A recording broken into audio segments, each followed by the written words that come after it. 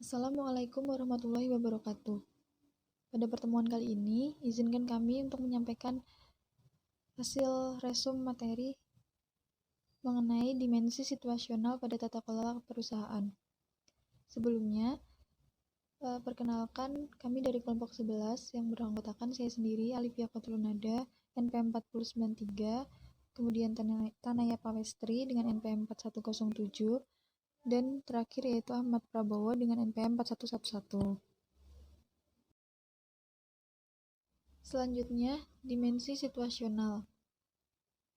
Sebagai hasil dari banyak skandal perusahaan yang telah terjadi di seluruh dunia, pedoman tata kelola perusahaan praktik terbaik telah dikembangkan di sebagian besar negara. Secara internasional, pengaruh terbesar dari pedoman ini datang dari Institute of Directors atau IOD di London.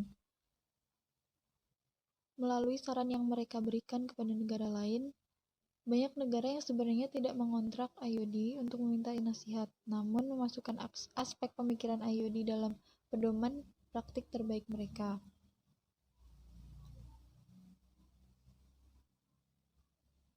Terdapat perkembangan yang positif, namun meskipun demikian, tetap harus memperhatikan isu-isu sebagai berikut. Yang pertama, model pemerintahan Anglo-Amerika sedang dipromosikan sebagai standar global. Kedua, hukum lunak tidak selalu membahas dimensi lunak perusahaan. Dengan kata lain, menetapkan hukum lunak baru tidak menggantikan kebutuhan akan integritas dalam hubungan dan proses dewan. Dan yang ketiga yaitu pedoman praktik terbaik biasanya dirancang untuk perusahaan besar yang terdaftar secara publik. Yang pertama ada konteks bisnis eksternal. Konteks bisnis eksternal ini dibagi menjadi 3, yaitu konteks kelembagaan, konteks nasional, dan konteks normatif. Kami akan membahas yang pertama terlebih dahulu, yaitu konteks kelembagaan. Atas dasar berbagai mekanisme kelembagaan di berbagai negara, terdapat perbedaan antara aturan, sistem, dan praktik tata kelola perusahaan. Mekanisme tersebut menentukan dampak pada peran berbagai kelompok pemangku kepentingan. Menurut Aguilera dan Jackson tahun 2003, perbandingan sistem tata kelola perusahaan menunjukkan bahwa terdapat 3 kelompok pemangku kepentingan yang perlu diperhitungkan, yaitu penyedia modal, karyawan, dan manajemen.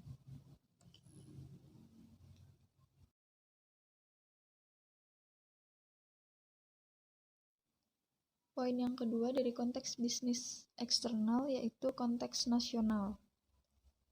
Sebuah tinjauan literatur tata kelola perusahaan internasional memungkinkan kita untuk membedakan antara orientasi nilai dari 3 papan berikut ini. Yang pertama, orientasi utama terhadap pemaksimalan utilitas eksekutif, puncak, dan pemegang saham.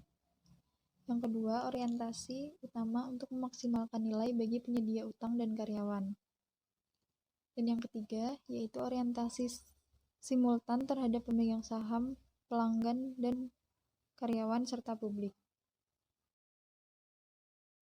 Dan yang terakhir dari konteks bisnis eksternal yang dibahas yaitu ada konteks normatif. Dalam konteks normatif ini ada 2 dimensi, yaitu legalitas dan legitimasi.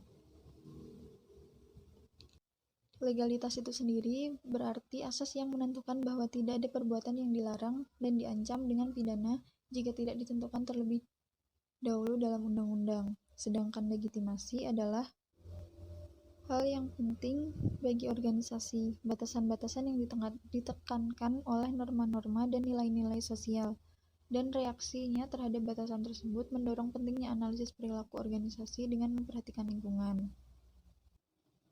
Aturan normatif tata kelola perusahaan harus mendorong perilaku semua anggota dewan pengawas dan pengelola untuk berperilaku legal dan sah. Legalitas pengurus dewan. Di banyak negara, misi dewan terbatas pada fungsi pengawasan saja. Perkembangan hukum penting dalam tata kelola perusahaan ini secara internasional. Misalnya di Amerika Serikat, Sarbanes-Oxley Act tahun 2002, dan di Jepang ada Hukum Keamanan Finansial tahun 2003. Kemudian legitimasi pengurus dewan. Semua reformasi tata kelola perusahaan di tingkat hukum keras dan lunak dan nilai perusahaan pernyataan tidak berguna jika anggota dewan tidak memiliki integritas. Sebagai contoh, 1 tahun sebelum runtuh, Enron terpilih menjadi salah satu perusahaan Amerika Serikat terbaik sejauh menyangkut hal tata kelola perusahaan. Namun, karena kurangnya integritas di bidang-bidang penting untuk tata kelola yang baik, menyebabkan Enron menjadi runtuh.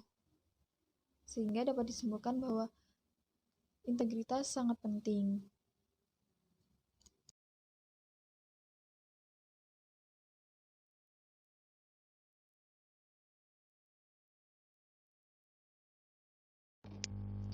Dimensi konteks bisnis internal mempengaruhi tata kelola perusahaan.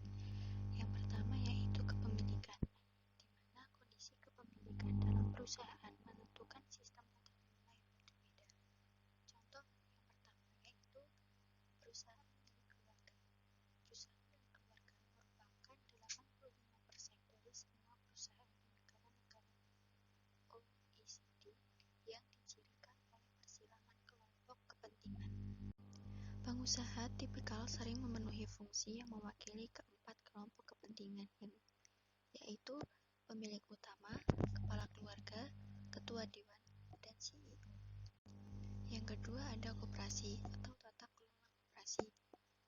Koperasi sendiri adalah perkumpulan orang-orang yang otonom bersatu secara sukarela untuk memenuhi kebutuhan dan aspirasi ekonomi, sosial, dan budaya bersama melalui perusahaan yang dimiliki bersamaan dan dikendalikan secara demokratis, yang dikutip dalam Eckhart pada tahun 2004 halaman 1. Prinsip-prinsip koperasi keanggotaan yaitu keanggotaan sukarela dan terbuka, kontrol anggota yang demokratis, partisipasi ekonomi anggota, otonomi daerah, dan kemandirian pendidikan, pelatihan, informasi, kerjasama antar koperasi, dan kepedulian terhadap masyarakat.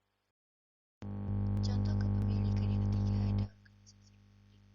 Motivasi dan tata kelola publik memainkan peran sentral karena dalam pendirian, keterlibatan, dan hak suara karyawan di tingkat dewan, manajemen responsif terhadap konstituen yang berbeda. 6. Dalam tata kelola publik terdapat jelas kesimpulan dan pengaruh politik dan efektivitas manajemen. Contoh keempat ada organisasi nirlaba. Organisasi nirlaba menganggap fungsi ekonomi sebagai dasar untuk kegiatannya. Organisasi yang dibangun di sekitar tujuan terbaik tunduk pada serangkaian harapan yang jauh lebih kompleks. Oleh karena itu, organisasi nirlaba biasanya mengambil bentuk hukum yayasan atau asosiasi dan terutama mengejar tujuan etis dan amal. Contoh yang terakhir ada perusahaan terbuka atau corporate governance. Penelitian dan pengajaran tata kelola perusahaan berkonsentrasi hampir secara eksklusif pada perusahaan publik. Hal yang sama berlaku untuk pedoman OECD dan sebagian besar rekomendasi praktik terbaik nasional. Dimensi konteks bisnis internal yang kedua yaitu konfigurasi papan. Konfigurasi papan yang berbeda dapat diidentifikasi sesuai dengan distribusi daya. Yang pertama ada sistem dewan percobaan. Peran dewan direksi berfokus pada arahan dan peran dewan pengawas ditentukan oleh partai yang berkuasa dan negara yang berfokus pada pengendalian. Di bank syariah, peran dewan pengawas yang terdiri dari pada imam berfokus pada bimbingan etis. Yang kedua, sistem papan dual. Ciri utama dari sistem ini adalah anggota dewan pengelola tidak diperbolehkan duduk di dewan pengawas. Keuntungan dari sistem ini adalah keseimbangan kekuatan dan terdapat kerugiannya yaitu perbuatan kekuasaan politik dapat terjadi dan perebutan kekuasaan seperti itu dapat merusak daya saing jangka panjang perusahaan. Yang ketiga ada sistem papan monistik. Terdapat dua jenis papan monistik. Yang pertama model dewan eksekutif, di mana digunakan banyak bisnis oleh milik keluarga, di mana sebagian besar anggota keluarga secara bersama bersamaan menjadi anggota Dewan Pengawas dan Dewan Pengelola. Model yang kedua yaitu model Dewan Non-Eksekutif, di mana mayoritas anggota Dewan adalah eksternal dan independen. Kedua model tradisional menghadirkan resiko konsentrasi kekuasaan dengan CEO dan kurangnya umpan balik kritis dari kelompok pemangku kepentingan.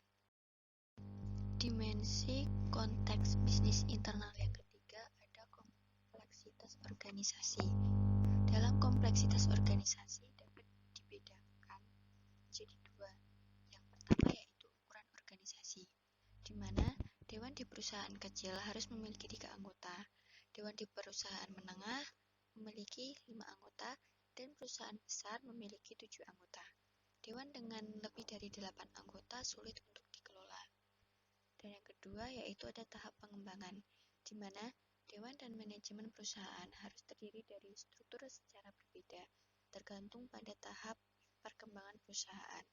Menurut Elsik tahun 1992 pada halaman 139 menjelaskan, urutan tahapan siklus hidup perusahaan tidak selalu diikuti dan pengembangan perusahaan dapat dipengaruhi oleh intervensi dewan dan manajemen. Selanjutnya adalah peran Dewan Direksi. Dewan Direksi terdiri atas yang pertama ketua dewan, kemudian yang kedua anggota dewan eksternal atau dewan independen, kemudian yang ketiga ada sekretaris dewan. Nah, adapun peran dari ketua dewan adalah ketua dewan berperan untuk mengatur jalannya diskusi sehingga dapat memberikan keputusan yang bermanfaat. Pada intinya ketua dewan memimpin sebuah perusahaan agar dapat berjalan dengan sebagaimana mestinya. Kemudian anggota dewan eksternal atau independen. Anggota dewan independen harus memiliki sifat independen, baik dari manajemen maupun dari bisnis, apapun dan hubungan lain yang secara material dapat mengganggu pelaksanaan penilaian independen dari anggota dewan eksternal atau independen. Kemudian peran sekretaris dewan. Sekretaris dewan memiliki peran untuk mengawasi jalannya perusahaan berdasarkan peraturan perusahaan yang berlaku, sehingga kegiatan perusahaan dapat berjalan dengan sebagaimana mestinya. Selanjutnya tahap internasionalisasi. Tahap-tahap internasionalisasi terbagi menjadi 4 tahapan. Yang pertama, tahap pengembangan 1. Nah, dalam tahap pertama ini dimulai dengan mengimplementasikan strategi kantor pusat dan kebijakan sumber daya manusia secara kongruen. Selain itu, tanggung jawab untuk pembentukan anak perusahaan asing baru didelegasikan kepada anggota kantor pusat yang berpengalaman. Kemudian dalam tahap pengembangan kedua, membahas mengenai komposisi polisentrik dewan dan tim manajemen dengan pendekatan bilateral. Konsep federalis ini menekankan otonomi lokal anak perusahaan ketika mengembangkan, memproduksi, dan mengevaluasi kebijakan. Selain itu, semua anggota dewan dan karyawan anak perusahaan direkrut secara lokal. Kemudian selanjutnya tahap pengembangan ketiga. Nah, dalam tahapan ini membahas komposisi dewan dan tim manajemen yang berpusat pada wilayah dengan pendekatan regional. Pendekatan ini berasal dari munculnya model manajemen sumber daya manusia Eropa yang umum. Perusahaan yang menggunakan kebijakan personal regional mendapatkan akses ke tenaga kerja tanpa batas pasar blok perdagangan besar, seperti Uni Eropa dan lain sebagainya, dan karenanya dapat membangun keunggulan kompetitif atas perusahaan nasional semata. Kemudian tahapan yang terakhir yaitu tahap pengembangan 4. Nah, dalam tahapan ini membahas mengenai komposisi geosentris dewan dan tim manajemen sebagai pendekatan global. Pendekatan ini memungkinkan pengembangan, pengenalan, dan evaluasi pedoman normatif di seluruh dunia dan penyederhanaan sistematik dengan pertimbangan yang tepat untuk kondisi regional strategis dan operasi kekhasan nasional. Pendekatan ini akan diterapkan secara independen terlepas dari budaya kantor pusat. Selanjutnya, fungsi lain dari Dewan Direksi. Dewan Direksi memiliki beberapa fungsi lain, diantaranya adalah sebagai berikut. seleksi, peninjauan, remunerisasi, pengembangan, dan terkadang penghapusan CEO atau anggota penting lainnya dari tim manajemen. Kemudian yang kedua, pengembangan bersama dan evaluasi struktur dan budaya strategi perusahaan. Kemudian yang ketiga, pengembangan anggaran dan perencanaan serta pengendalian keuangan. Kemudian yang keempat, pelaporan kepada pemegang saham dan pemangku kepentingan. Dan yang terakhir, tinjauan mandiri dewan. Sekian, kurang lebihnya mohon maaf. Terima kasih.